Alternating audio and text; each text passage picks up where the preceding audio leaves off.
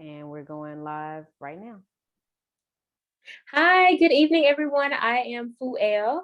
I am your host, your moderator for tonight, and I am an artist, a mental health advocate, and a community supporter for Memphis Artists for Change.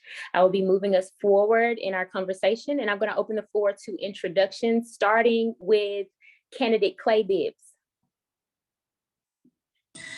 Thank you so much. I know you said a minute, so I'm going to try and make this work in a minute. As an introduction, my name is Miss Clay Bibbs. I am a mother first, education advocate, faith believer, and community supporter. I currently serve on the Memphis Shelby County School Board, representing District 7, which is a combination of communities from South Memphis, Oakhaven, the airport corridor going on to Hickory Hill. That is me in a nutshell, but more importantly, I am someone who believes in understanding all of the great possibilities of what Shelby County can be.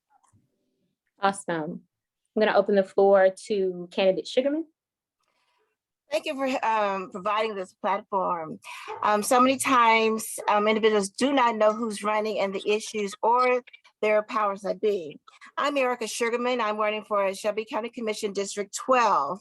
I've been an educator for 23 years in the classroom. I believe in educating, informing, and holding people accountable. So many times we elect people because of the popularity, name recognition, and things of that nature. But when they get elected, either they don't know what they're doing, they have their own agenda, or they just drink the Kool-Aid. I don't know what happens. But having said that, I have been an activist for as long as I've been alive. I've advocated for students, teachers, parents. I will continue to hold the city council, county commissioners, elected officials, policymakers accountable, even when I'm elected. One thing I want to say is that with me, it's the real deal. I plan to go in quickly. I have some things that people have told me they want to see happen, and it will happen within the first term. Please elect me, Erica Sugarman, and it's zip codes 38015, 38117, 3819, 3820, 38125, 38138, and 38141. Thank you. Thank you. And candidate Boyce, you're mute. If you can unmute. Look at that. Look at that. All right. My name is Reginald Boyce, and I am also a candidate for District 12. I serve first, like Ms. Miska. I'm a father. I'm a father of 4 beautiful girls, and also the husband to Crystal. Crystal and I have been married now for 14 years. And those 4 girls, along with my wife, run me completely. And so when I'm not playing dad and when I'm not running around the house with them, I serve as a senior pastor at Riverside on South 3rd Street, where I've served the last 5 years, but I've also been in the ministry for the last 15 years. But then also included to that, I also have worked in education as well in the places, Dexter Elementary, Lawrence Elementary, which in fact, Lawrence is a part of our district. It's the first place I was hired. Then also in upper education at Lane College, and I also currently a professor at Tennessee School of Religion, where I teach theology.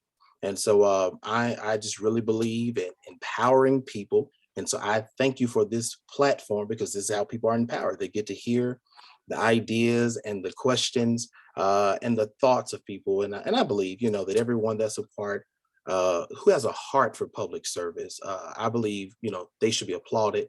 They should be supported, whatever the outcome is, because for you want to do this work, it is heart work more than it is hard work. Thank you all for this time. Thank you. Thank you. I do want to inform you all that with each question, it'll be a 3-minute limit. So if we can stay in that time frame, and I'm going to open the floor to our questions. So the first question is, why did you decide to run for county commission? We're going to start with Clay Bibbs and continue in the order that we've been moving. Thank you for that. So this is my opportunity to talk about how great District 11 is. being on the school board for the past 7.5 years, I recognize that a lot of the things in which I wanted to advocate for laid in the hands of the funding.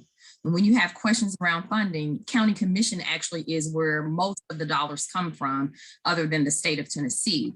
And really having to advocate for better capital improvement dollars is really what sparked my interest in really understanding why it was important to have the right people on county commission, to understand that our kids deserve to be able to be in buildings that are stronger infrastructure of buildings. So that was something that sparked me. And just as a reminder, because I am the representing a candidate for District 11, I will just say it's very similar to my school board district, but it actually picks up Fox Meadows within the map part of it. And we actually moved on out a little bit to the southeast side and picked up 38141, part of 38141, which is near and dear to my heart, because I am one of the reasons why I run for office is because I've always run in places where I've actually lived. Growing up in every single community in which, whether it's the District 11 or District 7 for school board, I have a background in being in those communities. The other aspect of it is, I think about when I drive through District 11 and I've seen how it's changed over the years. For me, it is understanding that we have to do something with our blight. It's understanding that we have to really spend some more time around economic development and community development. This community was thriving. I literally can remember moving here and seeing what it used to be, and having some of the same neighbors that I had growing up, because I moved back into my parents' old home, and watching just how things have changed. And anything that I can do to go ahead and put that infrastructure back in place and that type of investment back in place is why I'm deciding to run, because it's time for us to strengthen 11. Thank you. Candidate Sugarman. Thank you so much. A great question. The main reason I want to run is because we as Shelby County citizens, we send more tax dollars to Nashville, and it's not commensurate in what we get back. And so I want to not only hold our commissioners accountable, but also the state, because we do not get tax dollars back. Yet, every time you turn around, Nashville has their knee on our neck. They want to pass laws to stop us from being progressive. Now, having said that, once we get those dollars back, because if you look at the records, I've looked at the financial statements, I have a background in finance. And also I'm a doctoral candidate, and I've been analyzing laws at the local level, state level, and the federal level. And if you look at the dollars that we sent to Nashville, it's not commensurate with what we get back in return. Having said that, then we can better fund our schoolings, then we can improve our infrastructure, then we can make our communities safer. But again, where's the dollars come from? The state. We need to hold the state accountable. We need equity. I have fought for social justice all of my life. I've attended probably more county commission meetings than anybody on this panel, I dare say, because I'm always challenging the powers that be. For the past 3 years, I've gone to meetings trying to get hand-marked paper ballots. I've also been on several lawsuits challenging the state. So this will not be anything new to me. After all, they do call me the crusader, and I want to crusade and challenge the state and make sure that we get back what we put in. And we haven't been doing that. And these laws are passing, they're awful. They want to, again, stifle progress here in Shelby County. Not only Shelby County, but West Tennessee. So we need to band together, not with only the Shelby County, but we need to reach out to Tipton County and other areas where they're targeting. And that is the reason why I'm running, because I have the guts to challenge the state. I've done so before in the past, and I'll do so again. Thank you. Thank you. Candidate Boyce. Thank you. So for me, let's first start out with anything that I've ever done in my entire life has always been viewed as an assignment. I'm a father. Again, 4 beautiful girls and a wife, but I'm a son to a pastor, grandson to a pastor. So faith is really big for me. And so everything I'm ever a part of, from school, even if it's a sport that I was involved in high school, I had to make sure there was something I had a passion for, something I enjoyed doing. And so for me, this is first about an assignment. Then also, just as a faith believer and as a preacher, I really believe about being practical. And so while it is very easy for me to preach about change and preach about social justice and have a prophetic voice where you speak truth to power, a better way to do it than to actually be on the front lines and actually doing the work. It's interesting that we have this opportunity even in Shelby County, but also in the city of Memphis, where a Dr. King lost his life, but yet his voice still rings on. And people like Dr. Netters and others who served as a pastor or served as clergymen, and others who served as clergy women, who fought to be to be a voice to others who have no voice and their voices were silent. And so, so first, on a practical level, I want to just to do this to show everybody, hey guys, we can talk about change, but then you have to be in the room where it happens. And that's the problem. There are decisions being made in rooms where none of us are involved. And yes, we're standing out loud and saying this needs to be changed, this needs to take place, but the room is where it takes place. And you need people in there. And I agree with Ms. Sugarman, who has the guts to speak up and to speak out. But you got to speak truth to power. And then a final few things. I live here. I live in District 12. I'm just like Miska. I serve at Riverside on South 3rd Street, which is in South Memphis, Walker Homes, Westwood, Whitehaven. I mean, people give it all type of different names. And so, of course, I could have ran out here where there's a base of a lot of my work, but I live in District 12. So first, what you're saying is honesty, but then number two, I believe in improving the place where I live, where I work, where I play, where my kids go to school, the places where I drive around. And then the final thing is our district, which is next door to District 11. When they were improving in 11 and they were progressive, District 12 was as well, which is what you call the Hickory Hill area. And so, of course, that the Southwind area, the Forest Hill Irene area, as you continue to travel down that way. There was a time, you all, where that was a progressive area. Now, right now, we're surrounded by Collierville, we're surrounded by Germantown, we're surrounded by Olive Branch, which means that the improvements are happening around us rather than happening where we are. And so I believe that we too can compete with those Colliervilles, those Germantowns, those Southwinds, the part that's not of District 12, and also the Olive Branches, to where we can make District 12 a place, again, where people can live, people can enjoy, and it looks good. So, which means we got to really pick up and fight the blight issues. Thank you. Thank you. Thank you. Our next question is, where do you stand on criminal justice issues? And we can start with candidate Clay Bibbs. Thank you. So this is such a large question, but I will narrow it down for me around understanding at the heart of why this is important for me is because reducing the school to prison pipeline and understanding that we have to be proactive in our measures, and understanding that if we're not there for our youth, then we won't have the future that Shelby County deserves. I think, reform sits in a lot of places, whether it's in our DA's office, whether it's honestly, as a county commissioner, you have an opportunity to work with the sheriff, and more importantly, the sheriff's budget, and understanding where those dollars are placed around not only just our youth, but also around community, what's happening for preventive measures. So for me, that is the first thing that I want to be a part of tackle when it comes to criminal justice reform.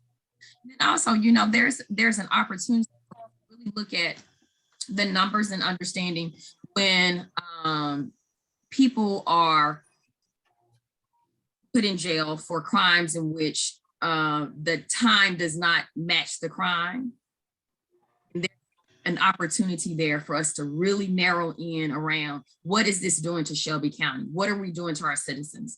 And then, of course, I'll say this because I don't have any problems talking about our Black males. As a mother of a young Black man, it makes no sense. For there are times when I literally can't sleep at night when based upon the hour, if he's outside, if he's, driving and I haven't heard from him.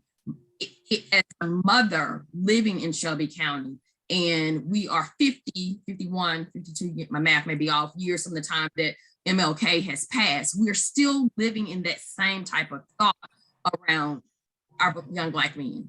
So for me, it sits in a lot of places. It's the budgets, it's having the right people in those offices, but more importantly, being at the table to have the right conversations to make the change happen. And it lives in policy. Those are some of the things that I think are really important around criminal justice reform. Okay, thank you. Okay, so Tiffany? can you restate the question? Are you talking about criminal justice reform as far as juveniles concerned, or just in general? In general, where you stand on criminal justice issues? Oh my goodness, I have done a lot of research dealing with this. First of all, I want to say this. We have one of the worst DAs in the country. And I want to say that with evidence, I mean, you can read the book Charged and you can look at her record, and she's being investigated now. Having said that, there are also policies on the book that need to be interrupted. For example, cash bonds. We need to do away with cash bonds. Chokeholds. We need to do away with chokeholds. Also, we need to bring back oversight for the juvenile court system. There was oversight, but when Trump was in office, certain people sent him a letter. I've seen the letter and read it. As I said, I've done my research and asked to have the oversight to be removed. I will advocate for that, it to bring back oversight. And since the oversight's been lifted, we're having more Black youth tried as adults. And like Mr. Bibbs, I have 2 Black young men and a daughter. And you cringe, when my phone rings at 2 o'clock in the morning, I'm wondering, oh no, what's going on? Is my child been arrested, killed, or have you? I have these, sadly enough, conversations with my students, and I ask them, have your parents had to talk with you? And they know exactly what I'm talking about. This really saddens me that we have to arm our children with knowledge so that they can be safe when they want to go out for to work on a job or what have you. We shouldn't have to live in a life of trauma and terror. And that's what we're doing to our children. That's what we're doing as Black people in Shelby County, in Tennessee, and in this country. So we have to interrupt these laws. Having said that, the other thing that I want to continue, Van Turner has started some very good programs, and I want to continue with some of his policies that he's started. I've already reached out with him and we talked about some things, and I do want to continue some of the things that he started. I also want to work with the Sheriff's Department as well as the school system to make sure that our kids are reading at level. 11% of our kids are reading at grade level. That's horrible. So they need the resources. Excuse me. So could you clarify for me as far as your stance on criminal justice issues? Definitely, it needs to be, all these policies that I've mentioned need to be interrupted. Okay. Taken off the books. Okay. Yes. So not necessarily reform, they need to be just taken away, period. The laws, I mentioned cash bonds. I mentioned bringing oversight, again, back to juvenile court. I've also mentioned about chokeholds and things of that nature. Yes, they need to be interrupted. Thank you. Thank you. Candidate Boyce. All right, again, thank you for this. So I serve, again, like I said, as a pastor, so I'm oftentimes receiving those phone calls for people who are arrested, for those members who, again, who may have lost who lost a life, and their child lost a life because of some type of crime, they're a victim of something. But then also my family and I, have been victims of events in our life. And one thing, I'm very clear on when it comes to criminal justice reform is that people make mistakes. Even as a victim of crime, I've had my car broken into, I've had my own personal belongings violated, but then also I've had family members who have died at the hands of someone else, and we actually had to forgive someone for taking that life away. But I understand that people, first of all, people make mistakes. They make mistakes. So we have to be clear about that, is that because we are people, we make mistakes, that everyone deserves another chance. Now, what we got to be clear about when we say we're giving people another chance, it's not just saying, hey, release them out, let them live again, and all of this. But when people when they make mistakes, they also need help. There are people who are in our prisons, who are in jail because they have mental illness. And so I think we need to make sure that dollars are being allocated to help with mental illness. There ought to be a way where when a brother or a sister is in prison, they're in jail for whatever the crime may be, if there's documentation, or if they've never been diagnosed with mental illness, but we can give them that test and provide those treatments there and continue to provide those treatments upon their release. I think that's going to help with people, make sure, again, they're not returning back to jail because of their mental state, if you will. So people make mistakes, people need help, but then here's the other piece: people need a hand, which means they need jobs, they need opportunities, they need a chance to get back into the workforce, or maybe they were locked up as a juvenile and was charged as an adult, and now they're back out at 25 and 30, and they don't know how the world is. There ought to be some type of training and some type of class that we are literally encouraging and empowering these young men, these young girls on how to be citizens again in our workforce, in our communities, in our neighborhoods. And then we're talking about, when we're talking about criminal justice, I believe we do have to fight any law or any rule or anything that's in place that's constantly taking away our Black fathers, our Black mothers away from children. ACEs is real. That's real. That's a real thing. When kids have to go to school because their dad got arrested last night, or mom has been in jail for the last few years, and now they're growing up in someone's household, which is affecting their learning patterns, is affecting the way they even interact socially with other people. And perhaps some of that behavior that's learned, they're taking that to school, and then they're putting those behaviors in practice. So I think we have to fight. We have to fight against any law, any system, hear me good, any system that's constantly locking up people who look like me, who look like your son, who look like your dad, or who look like your mother, your auntie, your cousin, and putting them in a system to where it takes away valuable time and then release them without tools and without a way of actually becoming better citizens. Thank you. Our next question is, do you believe the Shelby County Commission should continue funding the school resource officers in Shelby County?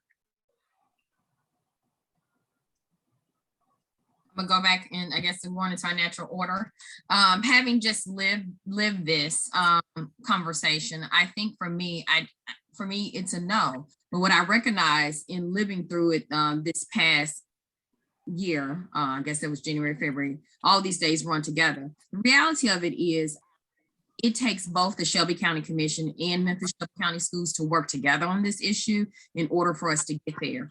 It was even just the conversation about the MOU took far longer than what I thought it was going to take. In order for a couple words to be changed took far longer than what I thought it was going to take, because serving on a board of one, and I'm one of 9, even all 9 of us couldn't agree on what it should look like. And then let alone the other, electeds and the other appointeds on the school district side, was no one was really taking the time to meet each other in the middle around what this looked like. So for me, I think it needs to be real conversations around how do we get there. It's more than just saying, I'm going to take away the funding, but what are you going to replace? And are we going to have the dollars in order to replace what's needed for that to happen? So for me, the funding should be going to other things, absolutely. But I also know that Memphis Shelby County Schools has to spend the time working with the sheriff's department or whomever, or around, like Mr. Boyce just said, around ACEs and the trauma of what it means to have an actual sheriff in a school building and respond to that. I want to give kudos to Amber and other groups that really spent time around making sure that we heard students in talking about what happened in school buildings. And for me, I think that was my understanding, because what will happen is even in schools, people say, oh no, clearly, surely not at that school. And I had to step up and say, but yes, this did happen to me. Yes, funding is at the source of it. But more importantly, if you take away funding from there, I want someone to guarantee that, hence why I'm running for the county commission, that those dollars go to where they need to go to. Thank you. Absolutely not. We should not be funding SROs, especially in grade schools, because when children lose time out of the classroom, instructional time, they catch up. And if you look at the data, the more time that's spent outside of the classroom, for example, being pushed out through suspensions, expulsions, and detention, they're more likely to drop out. So absolutely not. We should not have SROs. In fact, the data shows that that crime as far as schools has been going down, but yet the number of SROs have been going up or staying constant. And also the research shows that these violent school shootings are happening at affluent school districts, not in disadvantaged school districts like Shelby County. So again, like Ms. Gibbs stated, those funds can be better used. These children have been traumatized by COVID, traumatized by all the interruptions. Now they're being traumatized by being arrested, if you will. And people do not realize, parents do not realize that children do not have constitutional rights. I have my students now reading a book, and it's titled When Kids Get Arrested. So kids will know what to do. When you talk about grade school kids, they don't know what to do. Just last semester, for example, the police officer, the sheriff's department came out to arrest my grandchild. So you can imagine, luckily, my daughter-in-law was staying at my house and she ran across the street and was able to intervene. Now, if my grandchild had gone to, and he's only like 9 years old, mind you, he would have been held in juvenile court in detention. That should not happen to anyone's child. And it's constantly happening to our children, and it's got to stop. Thank you. Thank you.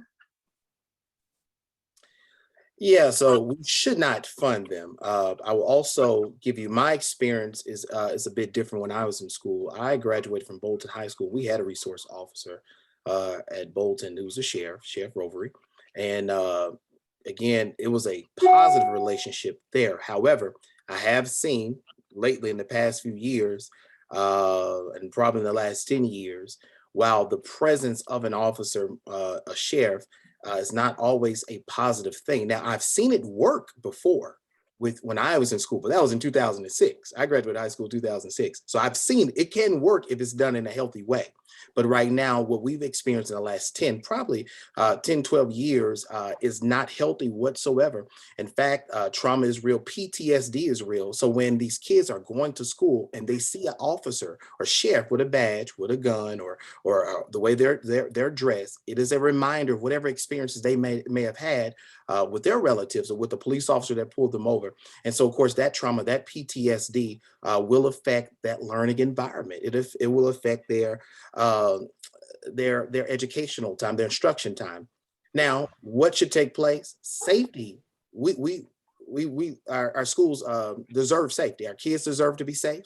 Our teachers deserve to be safe. The workers, the support workers, the staff, they deserve to have a safe environment, which means we do have to find a way and discover a way to ensure that those who are taking time out of their day to come to that school that morning and to leave that afternoon and even stay after school for activities to make sure our kids, our teachers, our spouses, our friends, our neighbors are safe. But I will not say we should put dollars towards that. I'm in agreement with everyone that there are several places where those dollars could be used and could be allocated. That's going to indeed help in areas where help is needed. Thank you. Thank you. Okay, so I want to switch up the order, and we're going to start with Sugarman, then we're going to go to Boyce, and then we're going to go to Clay Bibbs. So the next question is, do you have any policy goals? Yes, I have several. I'll mention three. One is to interrupt policies that are in place, such as cash bonds.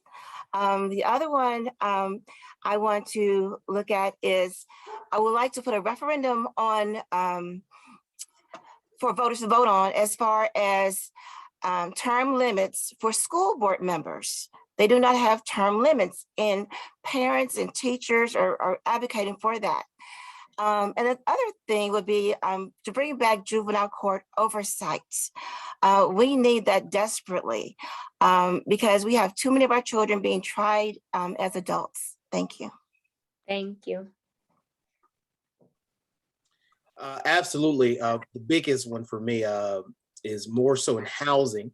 As you look in District 12, probably about 70% of most of our subdivisions are rental properties. They're rentals, and those who rent those homes, or the people who own those homes, rather, the investors live out of town, and they are not responsible, or they should be held responsible, but they're not being held accountable at this point for the things that are taking place at that house. And typically what happens is once they evict someone else out, they just bring someone else in.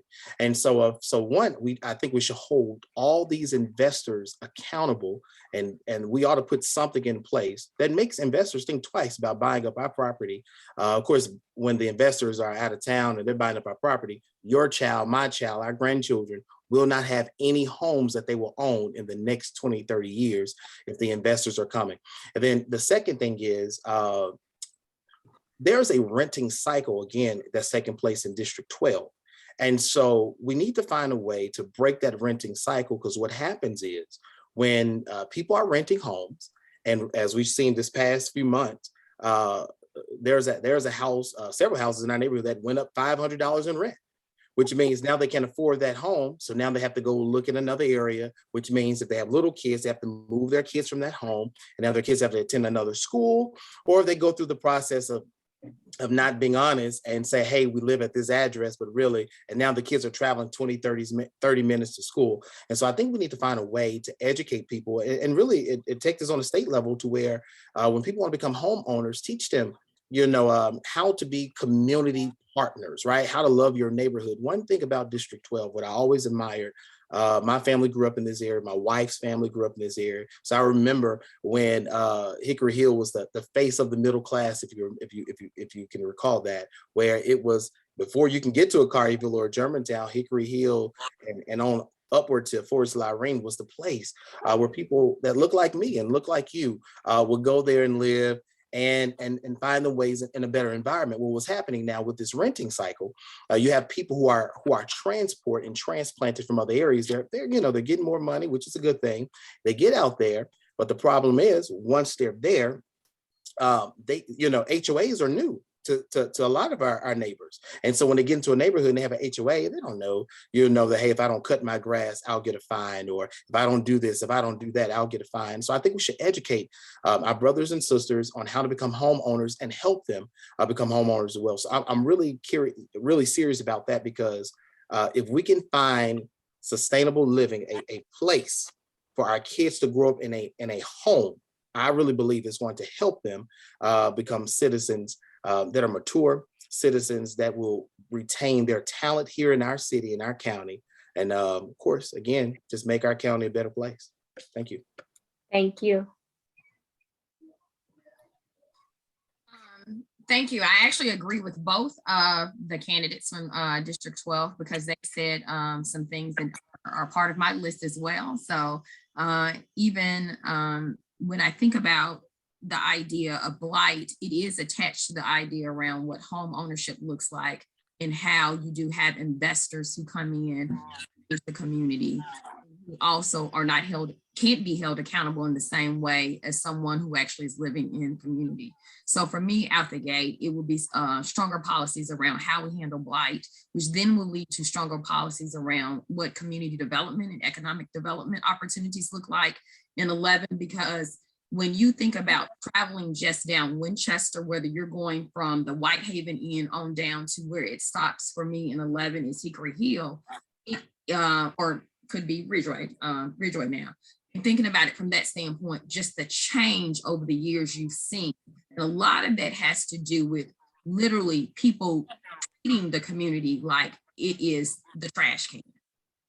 And that is just not okay. You know, really spending some time around making those laws stronger, but also making laws and policies rather stronger for the homeowners in our community to be able to fight back. Because I've been to several community meetings where the response has been, well, that's an investor who doesn't live here, so we're not able to reach them.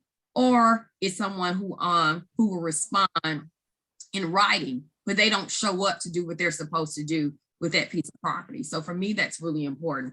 And even then, my second thing I will say that I'll share today is definitely a policy around having something in place around capital improvement dollars. We'll make it strong and say that because I've witnessed it, I've been able to see what putting dollars back in our buildings and understanding what that looks like for our students and how it changes their environment is really important. It can't just be, oh, my bad, we can't get to it right now. It's on the plan based upon the capital improvement dollars. I won't get to you to 2 years down the road. And then we're being very reactionary based upon these dollars because one school has a roof problem.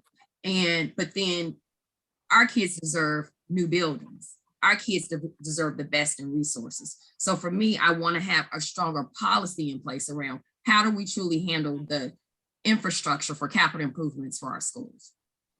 Thank you. For this next question, we can keep the same order. How do you plan to hear concerns from the community? Or if you are a current elected official, how have you? Okay, that's a great question because for the past, 23 years since I've been an educator, I have been speaking with students, parents, school board members, elected officials. And so the best way I have found is that town hall meetings really work. Recently, we had a town hall meeting where people were coming out in the community, talking about the issues. Some of it was housing, transportation, things of that nature. Another thing is social media. I've noticed that some of the elected officials at the local and state level have regular opportunities for the community or their constituents to listen about policies that have been brought up or questions they may have about particular policies. I totally believe in informing, educating the electorate. Having said that, emails also is a great way to reach the constituency. I believe in education, informing. I'll be an active listener. My phone number is 901-292-7968. You can call me anytime, text me, what have you. Thank you. Can we pause for a second? We have candidate Bacchus who has joined the conversation. Just want to say hello, welcome. Hello, How are you? I'm great. How about yourself? I'm well. So we are currently answering the question, how do you plan to hear concerns from the community? Or if current elected official, how have you? And we had candidate Sugarman just answer that question. And we're going to move to candidate Boyce. And then after candidate Boyce, we'll have Clay Bibbs, and then you could answer last. All right, thank you. Thank you. All right, thank you for this opportunity. So I agree with Ms. Sugarman that, again, those platforms, town hall meetings, social media, even newsletters, all those work. The issue is not creating a town hall. The issue is how often we do them. So the problem is the frequency of it. So, you may have some people who will have a town hall once in the spring, maybe once in the winter, and that's it. Or there are meetings that no one knows about. So I think we have to create a way. And the way I committed myself to doing is, number one, having at least quarterly meetings. 90 days, when you work a job, they give you what they call 90-day probation period, because there's just something about those 90 days that, I mean, I guess people can fake the funk the first 90 days, but day 91, the real you comes out. And so I really think that if we break these conversations down for 90 days, we have a chance to say, hey, this would work. This is what we did. This is where we're winning. These are the areas where we're improving. But now as we focus on the next 90 days, we need to do this. We need to say more about this. We're able to highlight actual issues and struggles, at least quarterly, with conversation. And I think we have to make sure we make this information available for everyone. It's time out putting meeting dates up at the last minute and hoping only 10 people show up. So that way you can only say what you got to say, have to get the meeting over with, and keep on going. I think if we really want to hear the voices of the people, and then we have to make sure we're constantly bringing these issues we're bringing it to them. So we're not just expecting them to come down to the commission. There are days and there are times where the commission ought to come to them, right? Where we ought to have conversations with them. So I think the issue is not just having a space to meet, but how often. And the more we speak to the people, the better things will get. Thank you. Thank you. Thank you. I like going in reverse order because I get to come back and say, I agree with what has been said. As a current elected official, I have witnessed the power of the emails from Ms. Sugarman's class and watching them advocate to us at the school board. So I respond to emails, phone calls, and also talking to people when I see that they are having an issue or concern regarding my district at the school board meeting. I often, after they speak, I will, meet them in the hallway to kind of connect with them around how we can move forward and how it could be helpful if it's something based in my community. I think that the main thing is the point around bringing this information to people and meeting people where they are. And that is, I've gone to town hall meetings in my county commission district and often have gone there to speak on, like, as a school board member, but making sure that those meetings are more frequent, and also making sure that even kind of breaking them up in the sense of not saying you're just doing one for the whole district and saying that should touch all of the people, versus, hey, maybe I need to put my district up in sections, and doing that more frequently in that way, so you're able to touch different issues. Because the reality of it is, I know for me, because it's wide and long, what happens on the south side of my district may not be the same thing that happens on the west side of my district, and being able to speak to those issues. So definitely that. And I believe in newsletters, but more importantly, I believe in understanding that you're there to be a responsive person to the citizens and the people who've elected you to the office. Thank you. Candidate Bacchus, if you could introduce yourself. We want to keep our answers within a 3-minute range.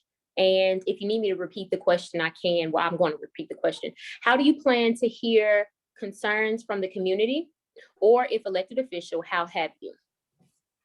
Okay, thank you so much for allowing me to participate in my tardiness. I had a Bible school class I couldn't get around from teaching, so couldn't find a sub for me.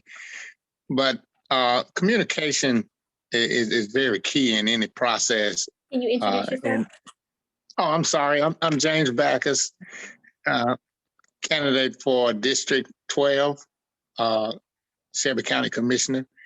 I have been a educator for 47 years, and it's been my key passion is working with people and trying to ensure that everyone has an opportunity to be successful in life, and doing all I can to ensure that will take place. So, and my main 3 things that I'm looking at is accountability, economic development, and and accountability, economic development, and being accessible and being able to meet the needs of the people.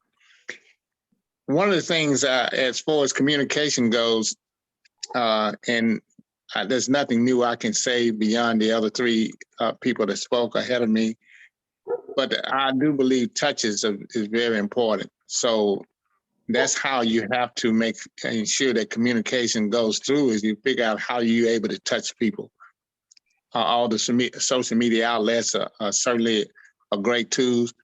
Being in places where people are certainly a great tool. And then having in the communication process, making sure that the answers that you give, the information that you give, is that something that you are sure about? And if you're not sure about it, have the courage to say, I don't know, let me look to see what I can find out about it, because there's no way, it's impossible that you can be all and for all for everything. In my experience in public education, communication is one of the most difficult things to accomplish. Someone said that communication is the myth that is just taking place. And you can find yourself with 10 people in the room and you say something and you ask what it is that you said, and you might get 6 different answers. So it's always a myth, but it's something that I know that you can accomplish through many touches, and that will be something I will be committed to.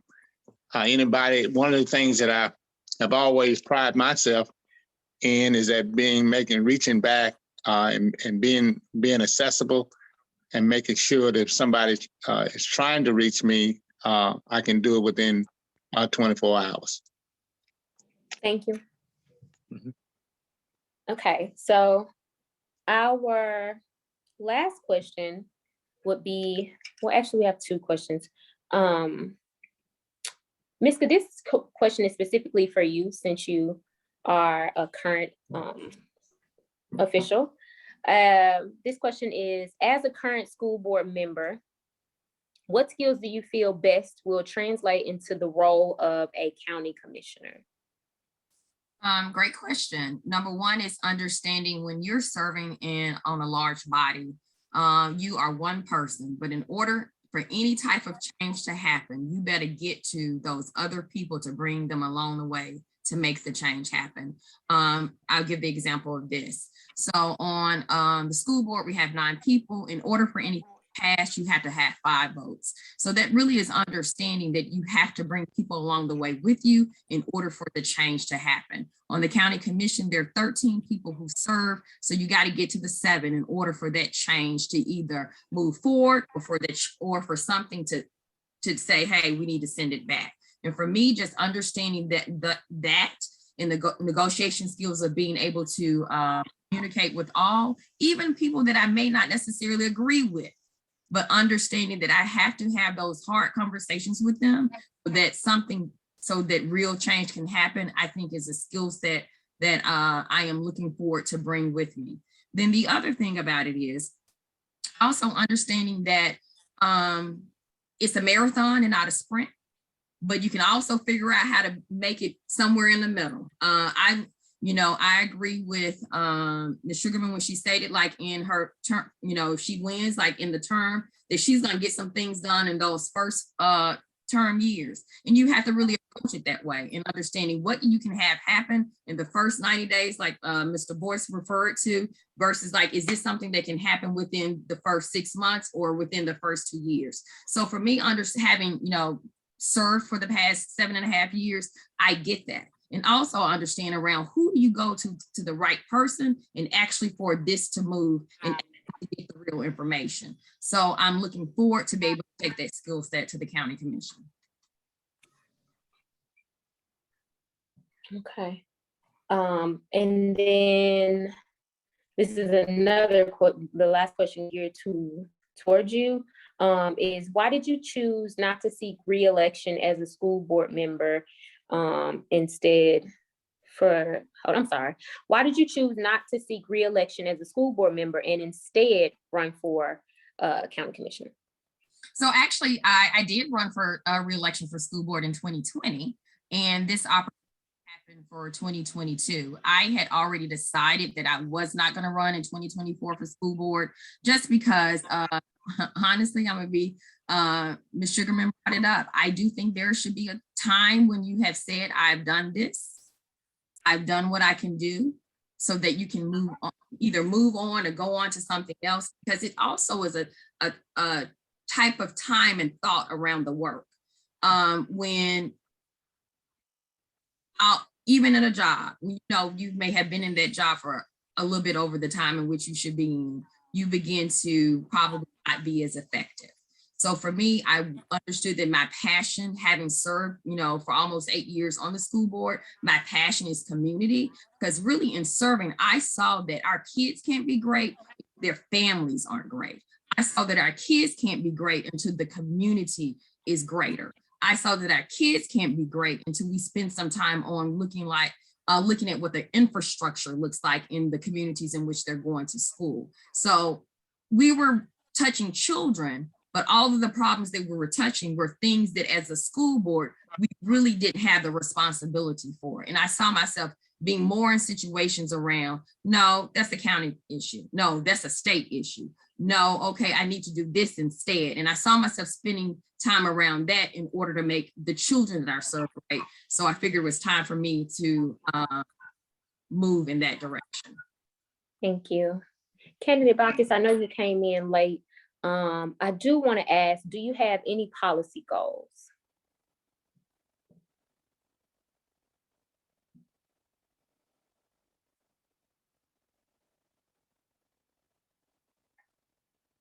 Hello?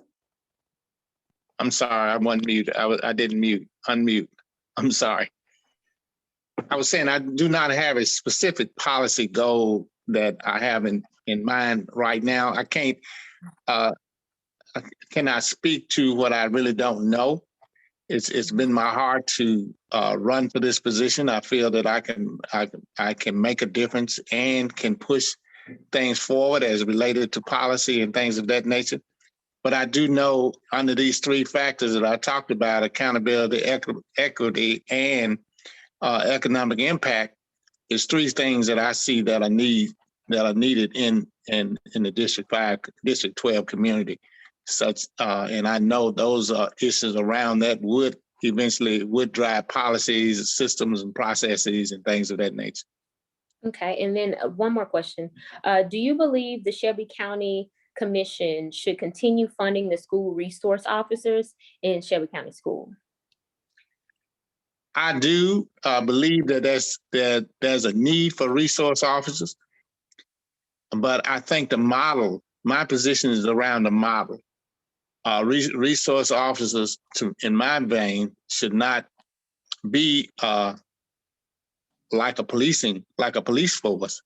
They should be more around helping us to mitigate the challenges that we face with children, being more engaged with them, but not reactive. So that's what I have envisioned as our resource officers being reactive and not being a part of the solution. Got you. I want to start with boys for this next question. How do you plan to ensure that the voices of the affluent and socially and politically influential, both people and business and corporations, aren't accorded? Give me a second for this question. I got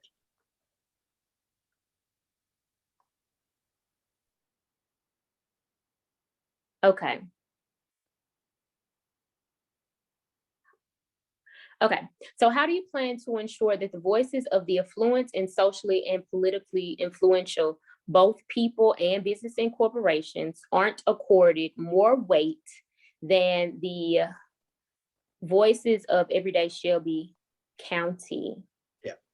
So again, this is where your town halls and all of this is going to be clear on. Number one, when we have our meetings, our quarterly meeting, our town halls, the very first thing we will do is to make sure that the questions they have people that they want to hold accountable, make those people, make them present. So we're talking about code enforcement. Someone from code enforcement need to be there. We're talking about parks, someone from parks, the sheriff.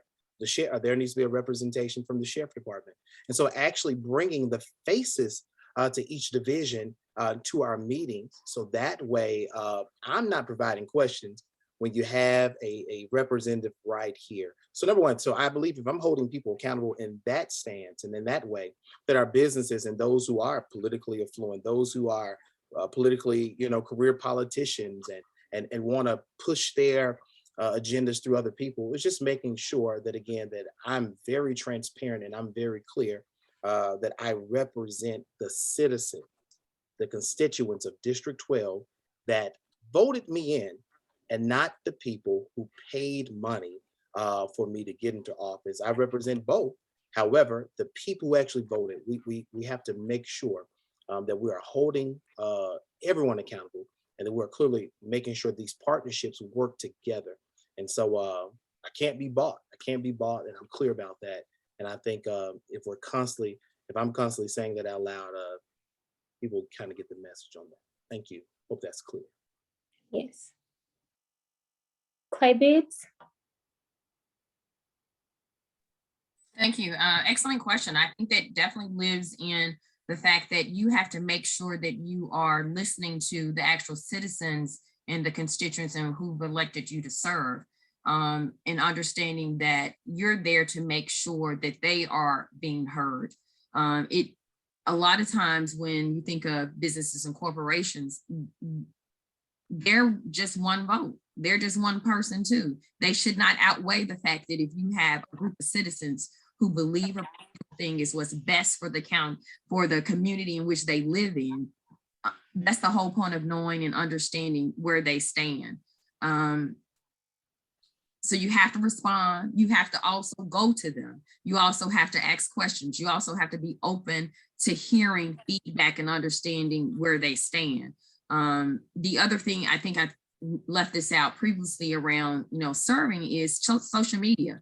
I think, there are a lot of people who respond to social media in ways that they didn't respond in the past. If whether they, inbox you or decide to put something on your post, that's getting their feedback. And you have to be open to that and before you make any decision around your district. So you have to be able to hear the voices of the citizens first. Sugarman? Can you restate the question again? Yes. Thank you. How do you plan to ensure that the voices of the affluent, socially and politically influential, both people and businesses/corporations, aren't accorded more weight than the voices of everyday Shelby Countyans? Okay, I thought that was you. Okay, I understand the question. So many times when elected officials make decisions, it's based on the biases as far as the affluence, because they have the money, they have the power, they give the contributions and things like that. For example, pilots, that's payment in lieu of taxes. When a company, for example, wants to move in this area, we're so quick to give them, like, for example, tax abatements.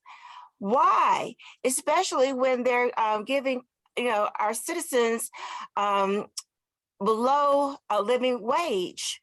And so when they do that, the taxpayers are being hit twice because it's their taxes, okay, that's paying for the infrastructure and all these other things. And the corporations and the affluent people have abatements, okay? And then they're paying low wages. So taxpayers are paying again because they then have to compensate by paying for individuals' health care, such as TN care, food stamps, etc.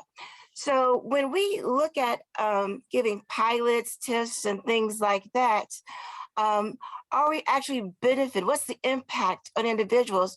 And so many times they don't consider the impact. Well, that's where the education comes. That's where informing the public. Yeah, if a company comes here, that's great. But what is the impact on the individuals? How is that helping our communities? At bare minimum, they should be paying an education tax and an infrastructure tax at the bare minimum. Also, why are we giving those same benefits or pilots and things of that nature to small businesses, minority businesses, Black-owned businesses?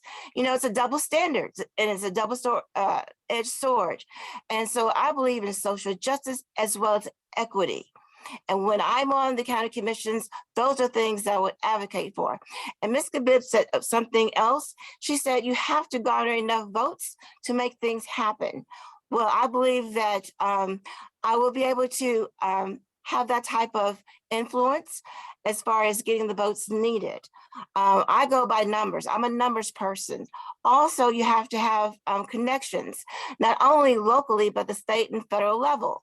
I've had a lifetime of making connections with state legislators, with the congressmen, with city councilmen, as well as school board members. So you have to have those connections and you have to have those supports. You need to know where to go to if you need to get something done. Thank you. Thank you. Bacchus? Am I saying your name correctly? Please correct me. I you answered to still both mute? Bacchus or Bacchus. I'm number 5 of 10, and half us say Bacchus, some and the other half say Bacchus. So I answer to either. Well, as I mentioned earlier, that question is really in my wheelhouse. It talks about accountability and it also talks about equity. So, and when you're in a space like that, you have to make sure that everyone has whatever it is, the resources that you're seeking.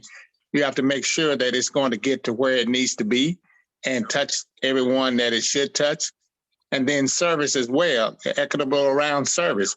And that's what many times communities suffer, because you go from one part of the county to another, receiving the same resources, but the service is not there. The level of service is not there. It's an illusion of inclusion many times.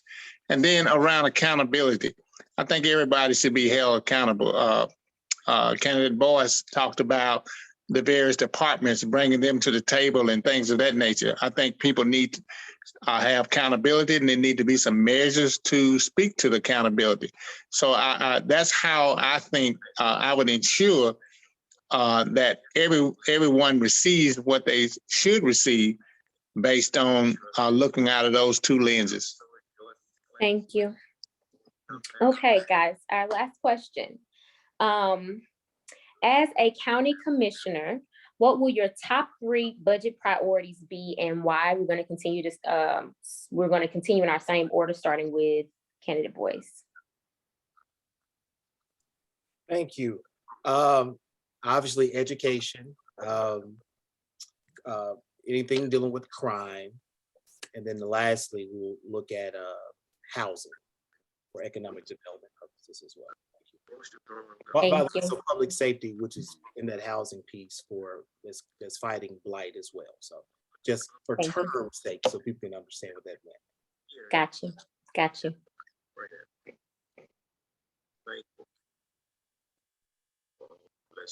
Clay Bibbs. Okay, thank you. I was sitting there trying to remember the order in which we've gone, and thank you so much. So definitely the things that I've already mentioned, education, blight, public safety, putting those together as one, and definitely spending some time around understanding the budget when it comes to anything dealing with crime and criminal justice in Shelby County. Thank you. Sugarman. Yes, thank you. Making our communities safer with community policing, also education, fully funding education, looking at expanding resources and things of that nature, And then infrastructure. Our streets are horrible. Our transportation systems horrible matter.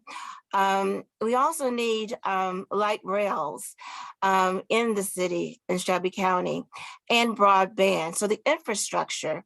But none of these things can get done unless we have the resources. And the resources are coming back from our own tax dollars that we need to get back from the state. And once we have that money, we can do all of these things. But without it, all we're gonna do is continue to tax our people to death. And I am not for that. Thank you. Thank you. Marcus?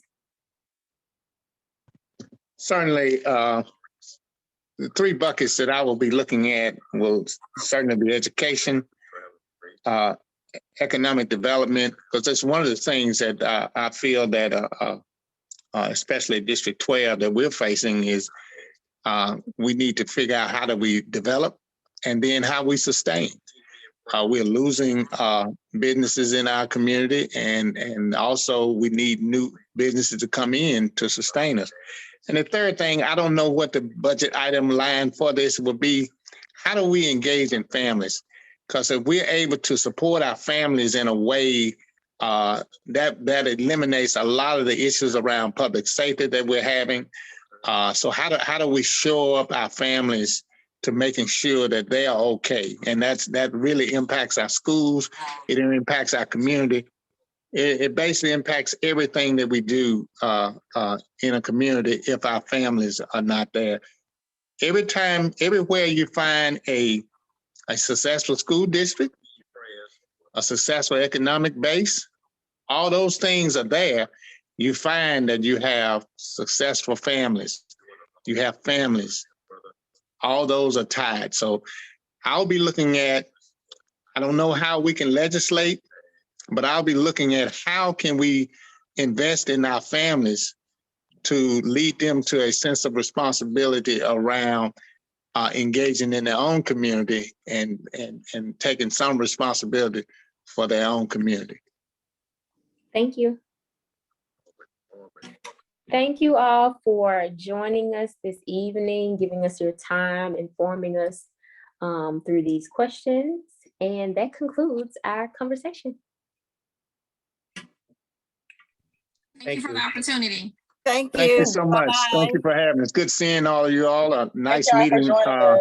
Mr. Boyce and Ms. Sugarman. Likewise, my Thank brother. you. Good seeing you, Miska. Bye, Pastor Boyce. Continue, Thank you all. continue to pray for Miss Stephanie. God bless you all. Amen. God bless. Yeah. Thank you. Have a good night. Good night.